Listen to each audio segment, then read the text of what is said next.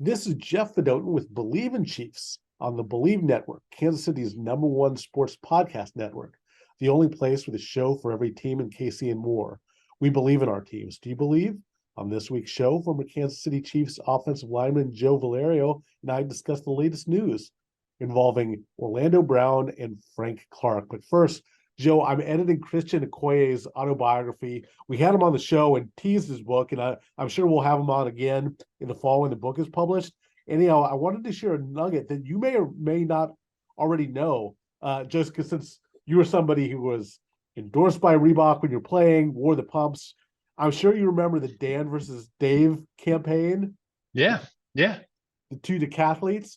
yeah. Well, Great so Netflix series on that. There's a great, or I don't know if it was Netflix, but there's a great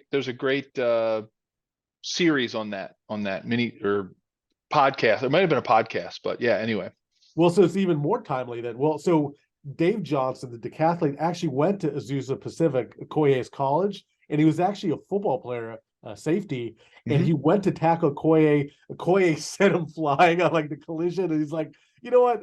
I'm going to stick with track. Had you heard that story? That was I great. did know. I did not know that. I did know that based on this podcast I had listened to about them. Well, it was a visual video series. I remember now, where they kind of went through that whole deal, because that was a time when the decathlon was huge. I mean, so yeah, so I knew that they had gone to the same school, but I had no idea that they played together, and that Christian kind of sent him, basically gave him his decathlete career.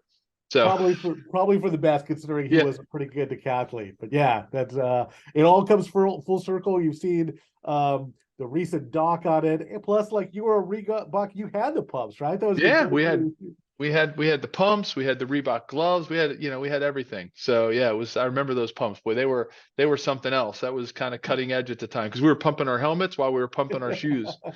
So getting our helmets to fit better. But I mean, it was a good concept, right? To fill in all the cracks of your feet and kind of get everything in there. But yeah, Reebok, Christian was a big Reebok guy. Well, Chiefs fans are still very pumped about the Super Bowl 57 win. Yes, I went there, a very lame segue, but we're moving the pod along. Yeah. But the team next year could potentially look different with some news coming out that it sounds like they're not going to tag Orlando Brown, and that they're going to release Frank Clark. Neither of these moves have been made official, but I feel that when Adam Schefter tweets it these days, that's pretty close to being official. But Joe, I think it's actually smart on both counts. I wrote for Forbes how Frank Clark was due a $29 million cap hit, and that's the third. That would have been the third highest for a defensive end in the NFL, and he's been great in the playoffs. Third all time in postseason sacks.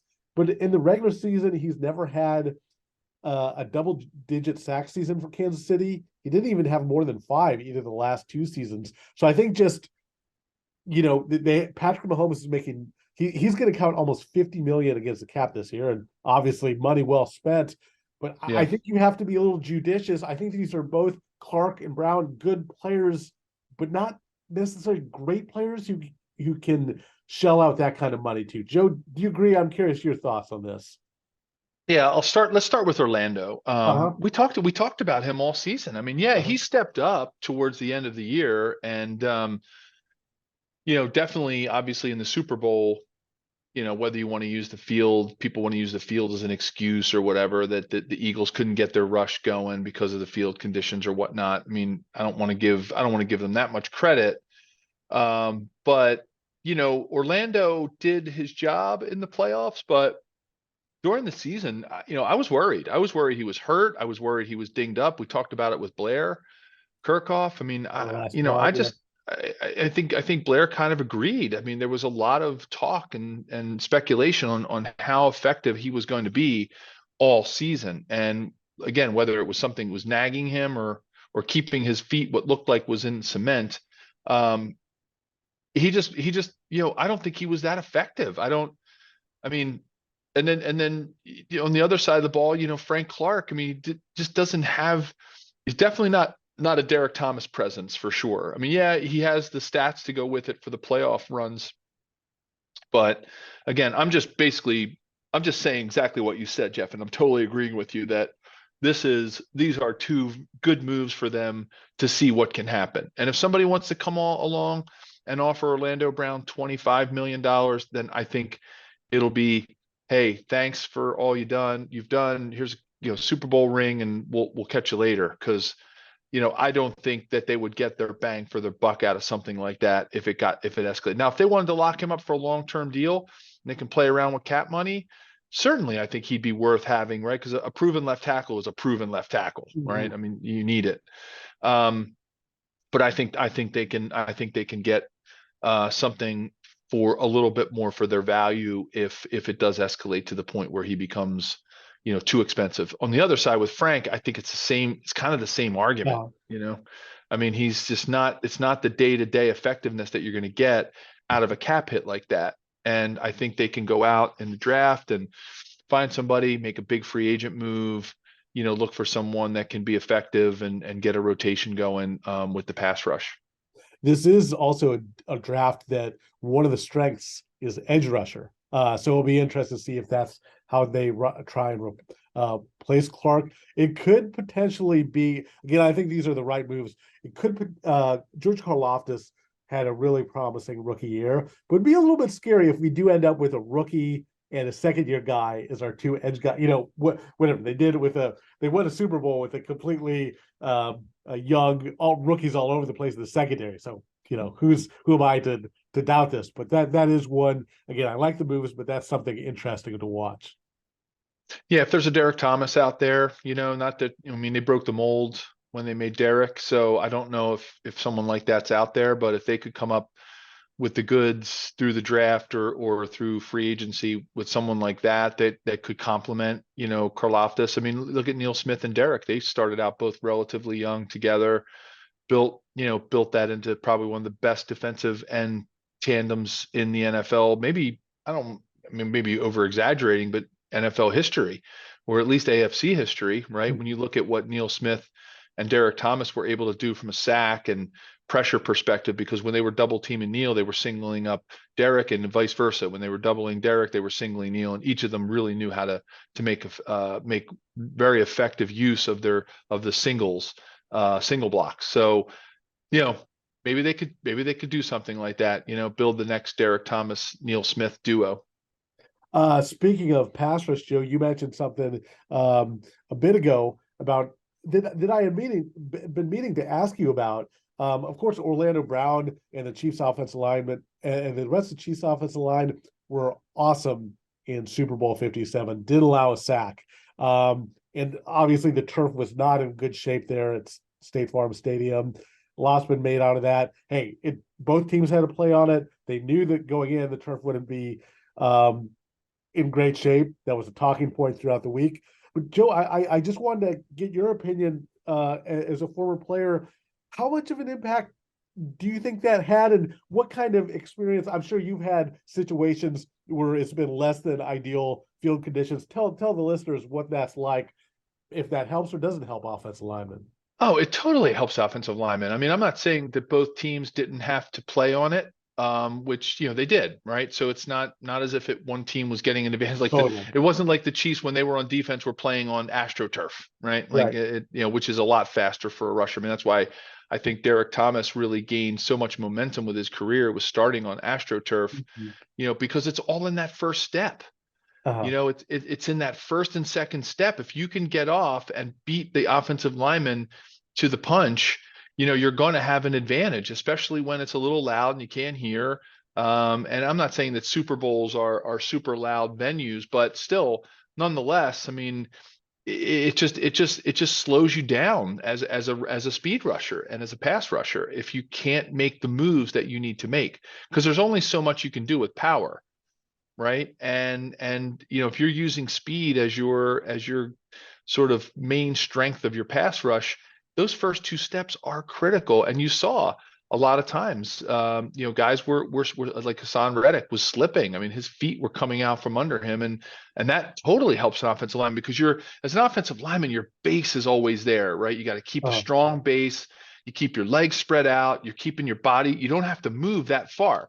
If you think about, like, offensive linemen, it's centimeters that you're like shuffling. It's like boom, boom, boom, boom with your feet. You're trying to you're like a sprinter. When you're like Usain Bolt when you're trying to rush around the corner, you're trying to gain ground when you're pass rushing. But offensive linemen are like very steady and methodical. It's small little steps, and field conditions really to offensive linemen don't really matter.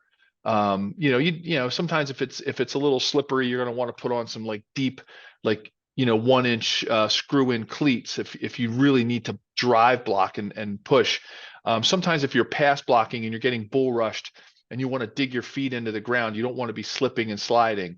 But other than that, the advantage absolutely goes to the offense when the field conditions are bad, especially as it relates to pass protection. Joe, do you remember a game you played in that had kind of sloppy field conditions like that?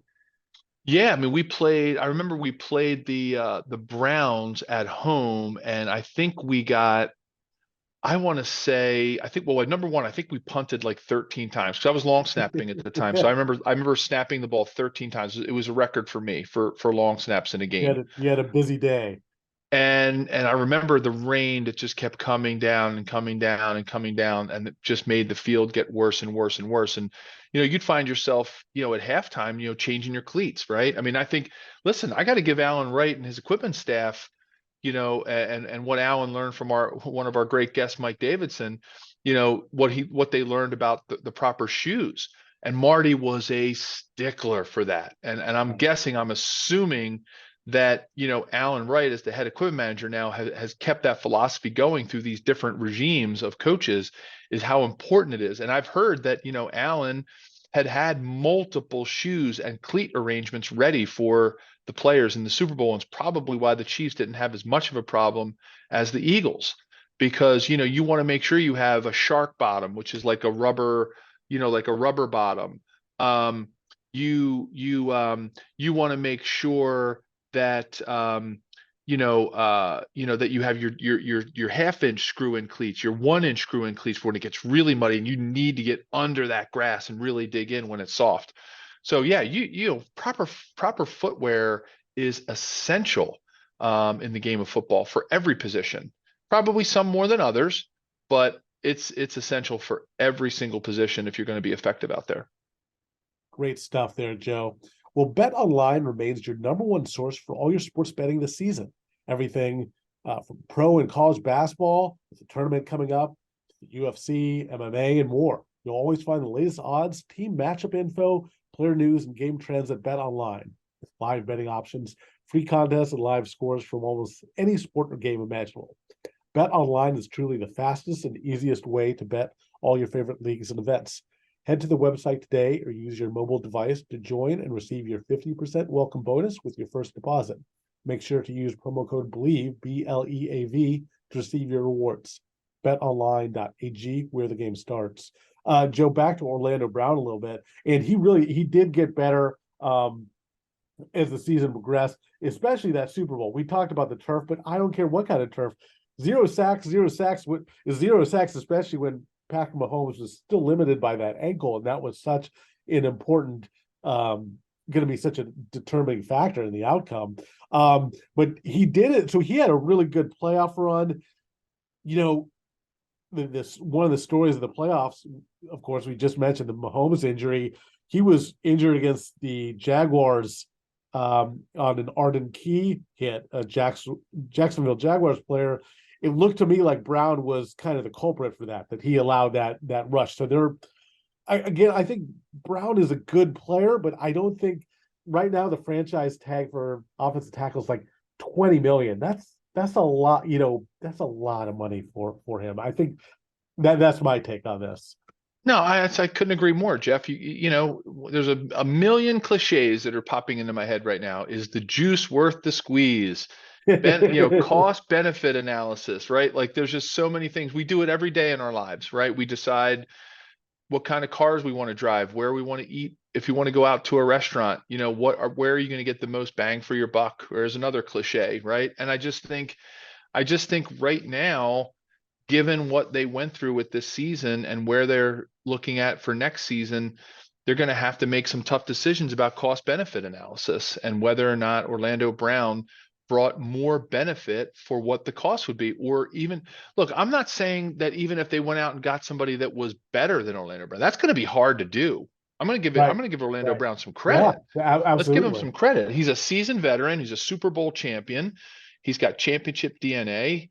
He's got pedigree from his dad playing in the NFL. Like he's the real deal. Don't get me wrong. I'm not disparaging or being critical of Orlando Brown in that sense. I think what it really comes down to is, could they get more out of the dollars that they would have spent, even if they get somebody that's worse than Orlando Brown, right? They might, and at what percentage, right? Is this player that they get to replace him at left tackle, if he's 10% worse than Orlando Brown, is it worth having 10 to 15 million dollars to spend somewhere else? Right. Right. So, that's what Brett Veach is going to have to do. That's why GMs get paid the big bucks. Totally agree. And I think absolutely they will find probably the player who replaces Brown probably will be worse, but I think it's going to be a wise decision. It's interesting. The Chiefs are right now, one challenge they'll have is all of a sudden Patrick Mahomes' money is counting a little bit more against the cap and really starting to escalate. But hey, that's the good problem to have, that you got to pay a great player by Mahomes. But it's going to be interesting to make these. They're going to have to make some of these tough decisions. And Frank Clark, the same. That I thought he was a good player. He was so key.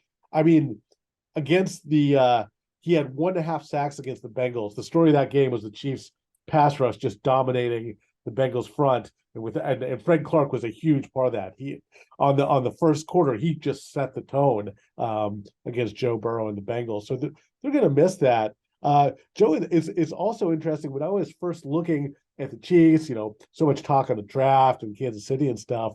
I'm like, wow, the Chiefs have such a complete team. They don't have a whole lot of needs. Like, maybe another receiver, but like they're really, I think, the most complete team in the NFL. Now you look at it, and obviously free agency, they might fill some of these needs. Now you have two really real big needs: offensive tackle and defensive end. They'll miss Clark and Carlos Dunlap, who's kind of a longtime vet. He could potentially retire. So now I'm seeing two pressing needs, which may or may not be filled before the draft. Yeah, I mean, Jeff, just look at, anybody could Google, Chiefs free agents for 2023, and it's a pretty interesting list. I'd like to go back and look at year by year. I haven't had a chance to do that yet, but I'd like to go back and I'm curious to go back years and say, have we really had a free agent, could it be a free agent, bust out like this than we've ever seen before, right? Of course, the two huge numbers, right, with Clark and Brown, like with, I think it's like 16 and $15 million, right? 16 for Orlando and 15 million for Frank Clark, right? But then the next one down is Juju Smith-Schuster, which is like 3.7. When you look at what their like value is to the team, as far as like, I guess, a salary, or whatever market value, and then that's it. So there's a $12 million drop, but there's a lot of players in that middle. When you just start listing off the names, Juju, Carlos, Derek Nottie, Andrew Wiley could be another hole at Right. Listen, right. now here's my, Ronald Jones, Blake Bell, Cole Hardman. I mean, my God, Thornhill, Justin Watson, Tommy Townsend, Kalen Saunders. I mean, it's crazy. Joe Fortson, Nick Allegretti, right? A name we talk about a lot as Nick's the guy that I'm most fearful that's going to leave. I think he's going to get a really, really nice deal from somebody, and he's not going to be able to turn it down. I think so too, Joe, because I think he's he started for the Chiefs. I think he's a starter caliber. I think if I'm a team, I don't know, like the Bears with a lot of cap room and a bad offensive line, I sign him, plug him in. I think he could be a long-time starter for that team or something. Yeah. So think about it this way. Once a player gets a ring, now obviously I never had a chance to win one, so I don't know how that feels, but I would imagine that once you get a ring, as much as you might love a city the same way that Jen and I love Kansas City, living there, the money talks, and if somebody comes after any of the players that I just rattled through, which I didn't even name them all, you know, they've already got a Super Bowl ring, maybe two. Some of them have two. And they're thinking, man, now I get a chance to, I'll always have that Super Bowl ring. I'll always have my time in Kansas City playing with Patrick Mahomes and Travis Kelce and two great first ballot Hall of Famers. And, I had opportunity to be with them and do the things and play for Andy Reid. Now I'm going to go take care of my future and provide and make some generational wealth money, right? Where they go out and they take a $5-6 million deal that's irresponsible money that somebody offers a player like that because they have a need to fill, like a Nick Allegretti, right? Like they have a Andrew Wiley, right? Somebody could see what he did in the Super Bowl and offer him just ridiculous money that he, as much as he loves Kansas City and he's kind of grown up here, with this team, he might go somewhere, right? He's got the rings. He's got the starting, cachet. He played in a great city, all those things that I mentioned. And then I just hope it doesn't create too much for this team, and that we at least have some semblance of the crew that won us the Super Bowl. Yeah, Joe, piggybacking on that, Blair Kirkhoff, the Kansas City Star sports writer, when he was on our pod last week, made a good point along the same lines of what you're saying now, is that he thinks, next year, this isn't going to be, 2023 is not going to be a run it back season like we had, where we had basically the whole team back. It's going to be a different set of players. Now, I still really like the Chiefs' chances. They're going to have Andy Reid and Patrick Mahomes and Kelce and Chris Jones, and that rookie class that did so well should be more experienced and even better. But we're going to be seeing a different team next year for sure. Yeah, definitely. It's definitely not a run it back for sure. And we saw what that did. That didn't really get us the next ring. So maybe that's okay. Maybe totally okay. And Joe, we have one important topic to discuss here. Travis Kelce is one of the guys who will be, of course, one of the holdovers, one of the mainstays of the team in 2023, despite some change around him. He was on Saturday Night Live, Joe. What did you think of his performance there? Saturday Night Live always does a great job of bringing in the latest in pop culture into our homes, right? Which was cool, right? And seeing Travis up there, it brings me back to seeing other athletes that have done it, just to name a few. When Joe Montana did Saturday Yeah, Night Live, he was great. Michael Jordan, Peyton Manning had some unbelievably funny skits.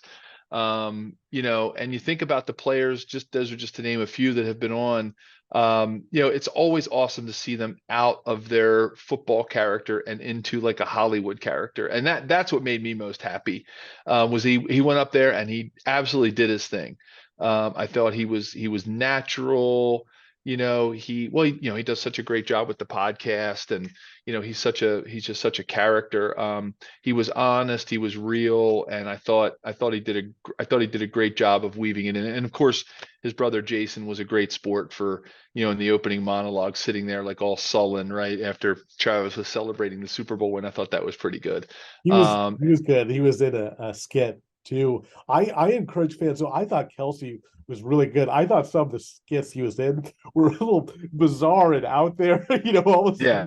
some a bit of a creep factor. But I thought he was often the best part of these skits. And I encourage fans, Kelce and listeners here, to go out and check out Saturday Night Live on Twitter. There is a clip. I thought the best skit he was in didn't make the cut, and Creed Humphrey is actually in this clip too. It's kind of poking fun at a United Way thing, and anyhow, just check it out. It's worth watching if you haven't seen it before. Yeah, definitely. He's a riot. I mean, Travis is funny, and he does such a great job with his brother in the podcast. So yeah, I thought he was a natural. I mean, it was funny that Kelsey Ballerini was, Kelsey. I know they made that joke in one of the promos, and if they got married, she'd be Kelsey. And which is funny because I had just seen Kelsey Ballerini at the Grand Ole Opry in Nashville not too long ago, which was funny because it was kind of like all these worlds were colliding for me. Like I had just seen her in concert, and then Travis Kelce with the Super Bowl, so it was kind of fun to see them up there together. Did you have a favorite skit that Kelce was in? I mean, you're right. He was great in all of them. I gotta be honest. I kind of just liked his opening monologue. I just thought, Yeah, that you was know, good with I just thought Casey. he did a good job. He was pretty natural. You could tell he wasn't reading too much. He had taken the time to kind of memorize some of the lines. I mean, some of the non-actor or actress hosts, sometimes you can tell that they're like, they've never done like live TV before like that, and you could tell they're reading the cue cards and whatnot. But yeah, yeah, and I got to agree with you. I thought my favorite too was, if I'm looking at the favorite other than the monologue, was definitely the one that got cut, that didn't make the cutting room floor, with Creed Humphrey, because that just, I love those ones that play on the United Way.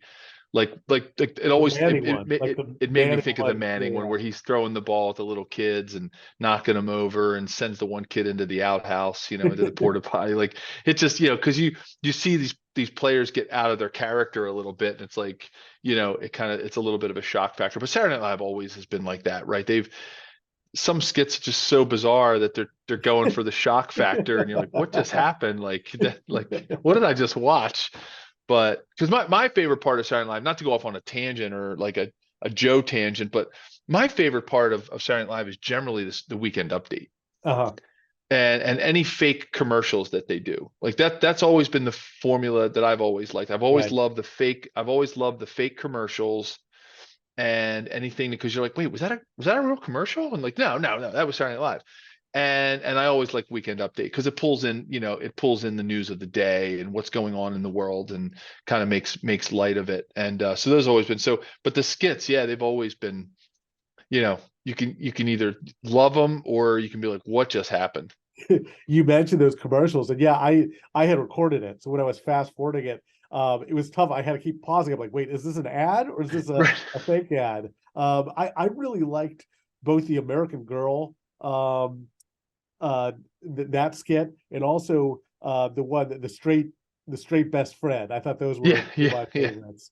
And it's funny for me, Joe, another part of that opener, which you mentioned being your favorite, was really good. Was It's cool to see his parents were there. Donna Kelsey, his mom, has become the superstar. She was sitting next to Goodell for the Super Bowl. She was there on media night. She was introduced. And Joe, I ran into her twice during Super Bowl week. Once while getting a credential, and then I saw her at this Planters Peanuts party. So I finally, like I said, Travis has been so nice for all his interviews and stuff. And then I saw her again, and it almost felt weird that I was like, I'm not stalking you. I was just coming to say Right. hi again. But I That could think have been a he had, skit. That could have been a skit. You should yeah, have that written should have that been a into skit, Lorne right? Michaels of Saturday Night Live. You could have made the, yeah. But I think she had so much attention that she probably has forgotten about me. I think she's got other things. Joe, my one last note about SNL. I was hoping they were going to do like the skit we liked that they did make the show. It touched on football. I was hoping they were going to do some sort of like more football related skit. Like I was hoping Yeah. something in there. So Yeah, yeah, but it was great, like I said earlier, to see Jason, and them yucking it up a little bit, and he, and then when his imitation of Patrick Mahomes, that's why I kind of like the oh, that's monologue, when he right. was That like, was great. I just thought that was great. We were cracking up at that one, because that was spot on, and it shows that they have such a good friendship. They can make fun of each other, and have a good laugh at each other's expense. So yeah, it was interesting. I mean, it'd be interesting to see if somebody like a Patrick Mahomes would ever go on and host, because we know some other quarterbacks and superstars like that have. I don't know if that's kind of in Patrick's purview, if it's something that would ever, because he does, obviously does a great job on those State Farm Commercials. Yeah. commercials, right? With the I love the one with the bath bombs, and the jazz bath that he does, with the trainer that comes out, when he's talking to his State Farm agent. But so I Yeah, could maybe Andy, see, Andy Reid mustache too. yeah, yeah, exactly. I could see Patrick doing Saturday Night Live at some point in his career. Definitely could see Andy Reid doing it. I think Andy's a closet, kind of, performer. Like, I think he's probably really, really funny, in his quiet moments. I know he tries to keep the Andy the cool, but he's inside. He's like a closet comedian. I think he is, at least. I think the thing with Reed is he's such a workaholic that, like, he couldn't have been on this last week because it was combo. Like, he has like 2 weeks of the year he takes off. Yeah. I'm not sure he'll spend it filming, but you would think Mahomes would be the next candidate to follow. Like you said, the Manning brothers have both been on individually. Montana, so you think hopefully we'll get to see him on SNL soon. Well, if you enjoyed this show presented by Bet Online, please subscribe. We're available on your favorite directories: iTunes, Spotify, Google Play, Stitcher, Luminary, and TuneIn. Thanks for listening, and we'll be back next week.